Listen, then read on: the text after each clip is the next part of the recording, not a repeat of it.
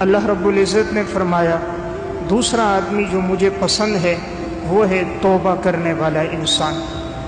اللہ تعالیٰ کو توابین بڑے پسند ہیں، جن کی زندگی میں توبہ ہو، ہر دن توبہ کرنے والے ہوں، جب گناہ ہو جائے فوراً رجوع اللہ۔ یہ ضروری نہیں کہ گناہ کے بعد ہی توبہ ہو، انسان ویسے بھی استغفار کرتا رہے۔ اللہ تعالیٰ کو استغفار کرنے والا انسان بہت پسند ہے۔ تو یحب التوابین و یحب المتطہرین، اللہ کو توبہ کرنے والے انسان پسند ہیں اور صاف ستھرے رہنے والے، پاکیزہ زندگی گزارنے والے لوگ اللہ کو پسند ہیں۔ اس لیے آپ صلی اللہ علیہ وسلم باوجود معصوم ہونے کے آپ کا کثرت سے معمول تھا، آپ استغفار پڑھتے تھے۔ تو یہ امت کو درس دینا تھا کہ استغفار کو انسان اپنی زندگی میں لے کر آئے۔ حدیث میں آتا ہے من لزم الاستغفار جعل اللہ له من كل هم فرجا ورزقه من حيث لا يحتسب۔ جب کوئی انسان استغفار کو اختیار کرتا ہے، اللہ ہر مشکل پریشانی سے اس کو نجات دیتا ہے اور وہاں سے رزق دیتا ہے جہاں اس کا وہم اور گمان بھی نہیں ہوتا۔ تو اس لیے اللہ کو ایک وہ آدمی پسند ہے جس کی زندگی میں توبہ ہو۔ اس لیے جب کبھی انسان سے گناہ ہو فوراً رجوع اللہ کرے۔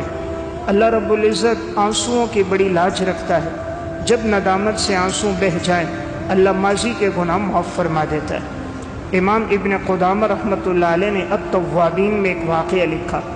موسیٰ علیہ السلام کے دور میں ایک شخص کی زندگی فسق و فجور اور گناہوں میں گزرتی تھی، تو لوگوں نے تنگ آ کر اس کو آبادی سے نکال دیا تھا۔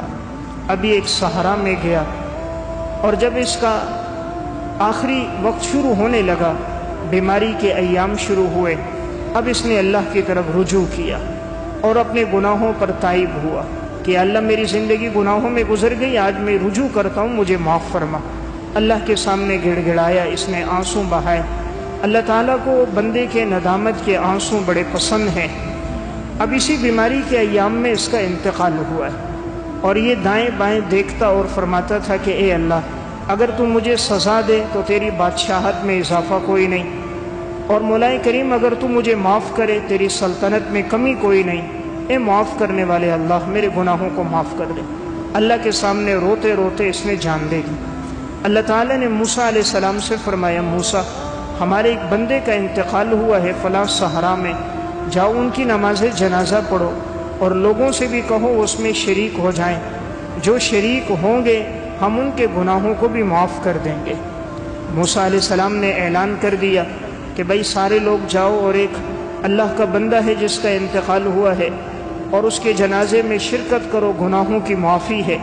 سارے لوگ پہنچے تو کیا دیکھا، یہ تو وہی شخص تھا کہ جو زندگی جس کے گناہوں میں گزری تھی اور لوگوں نے شہر سے نکال دیا تھا۔ تو لوگ موسیٰ علیہ السلام سے کہنے لگے یہ تو گناہگار آدمی تھا۔ موسیٰ علیہ السلام نے اللہ سے دعا کی کہ یا اللہ، مخلوق تو یہ کہہ رہی ہے۔ اللہ رب العزت نے فرمایا کہ میرے بندے ٹھیک کہہ رہے ہیں، اس کی زندگی گناہوں میں تھی، لیکن اس نے گناہوں پر اپنی سچی توبہ کر دی اور اس نے رجوع اللہ کیا، اور اس نے ایسی معافی مانگی، ایسی معافی، اگر یہ اپنے علاوہ دیگر لوگوں کے لیے معافی مانگتا تو میں انہیں بھی معاف کر دیتا۔ تو دیکھیں اللہ تعالیٰ نے اس کے توبہ استغفار پر اس کی مغفرت بھی فرما دی، اور اعلان اور حکم بھی فرمایا کہ جاؤ اس کی نماز جنازہ میں شریک ہو جاؤ۔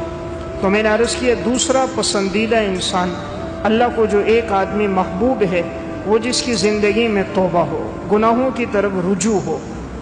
امام غزالی نے احیاء علوم الدین میں ایک واقعہ لکھا کہ ایک شخص تھا، اس نے دیکھا کہ ایک بنی اسرائیل کے ایک پیغمبر کا قاصد آگے جا رہا ہے، تو وہ پیچھے پیچھے اس کے ساتھ جاتا رہا کہ یہ نیک آدمی ہے، اس کی صحبت مجھے بھی مل جائے۔ تو ایک اوپر بادل سایہ کر رہا تھا، تو اب یہ بھی ساتھ چلتا رہا۔ اچانک جب دونوں کا راستہ الگ الگ ہوا تو کیا دیکھا کہ وہ بادل جو اس پہ سایہ کر رہا تھا وہ اس شخص پہ سایہ کرنے لگ گیا۔ وہ جو بنی اسرائیل کا ایک شخص تھا جو پیغمبر کا قاصد تھا، وہ کہنے لگا آپ تو کہہ رہے تھے میں گناہگار بندہ ہوں، لیکن یہ بادل تو آپ پر سایہ کر رہا ہے۔